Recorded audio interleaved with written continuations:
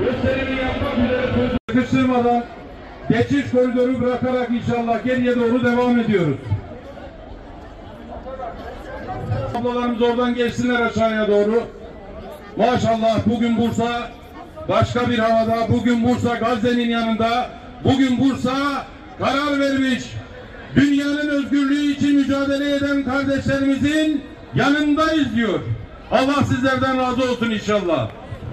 İzzet Yıldırım burada, İbrahim Bilgen burada, Fahri Yaldır burada, Cengiz Ökyüz burada, Ali Haydar Bengi burada, Furkan Doğan burada. Yan yana da gelseniz, el ele de verseniz, omuz omuza da verseniz, yenileceksiniz. Bugün burada toplandığınız bu dava, semada başlamış bir mücadelenin arza inen yüzüdür.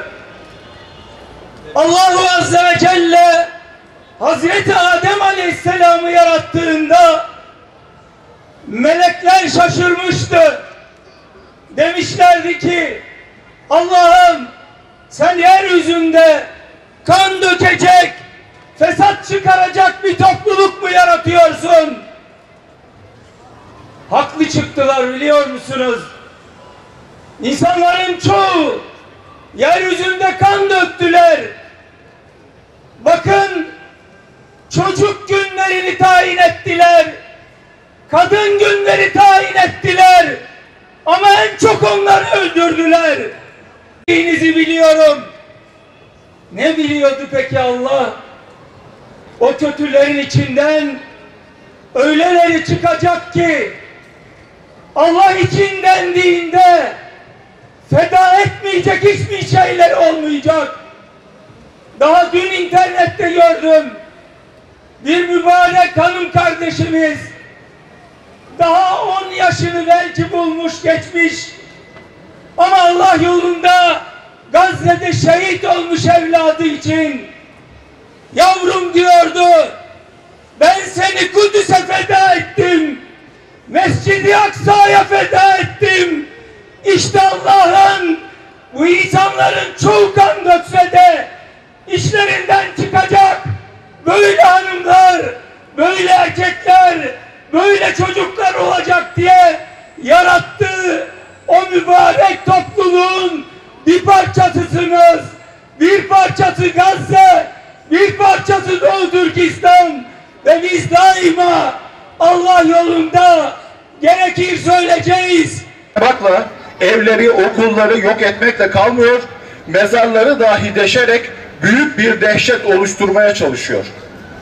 Değerli basın mensupları ve kıymetli hemşehrilerimiz, Bursa Gönüllü Kuruluşlar Platformu, Gazze Dayanışma Platformu ve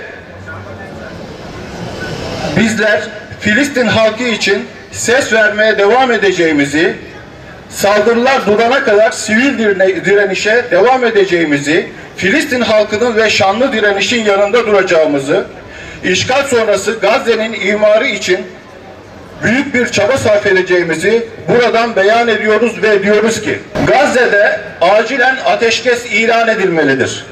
Gazze'ye insani yardımın önü koşulsuz şartsız açılmalıdır. Gazze'ye gerekli zaman ve miktarda sağlık hizmetleri koşulsuz şartsız sağlanmalıdır. İsrail katlettiği, yerlerinden ettiği, yaraladığı her bir Filistinli için tazminat ödemeye mahkum bırakılmalıdır. İsrail işgal ettiği bütün topraklardan derhal çekilmelidir.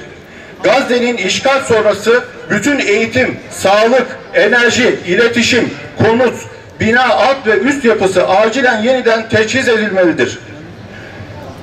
Başkenti Kudüs olan tam bağımsız Filistin devletinin kurulması bölgenin ve Filistin'in geleceği açısından zarurettir. İlahi ya Rabbi, Gazze'li kardeşlerimizin yanında olduğumuzu bildirmek için bir yürüyüş düzenledik.